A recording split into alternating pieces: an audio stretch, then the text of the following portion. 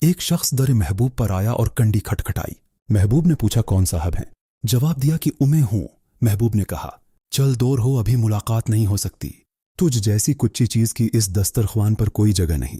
حجر و فراق کی آگ کے بغیر کچی جنس کیسے پک سکتی ہے جو اس کے ظاہر و باطن کو ایک کر دے، چونکہ ابھی تک تیری اتوئی تجھ میں سے نہیں گئی ہے، اس لیے تجھے ابھی غم کی آگ میں تپنا چاہیے۔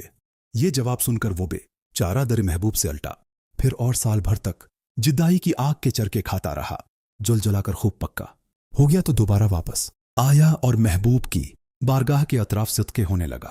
اس نے ڈرتے ڈرتے اور بڑے ادب سے پھر کنڈی کھٹکھٹائی کہ کہیں کوئی بے ادبی کا لفظ منہ سے نہ نکل جائے۔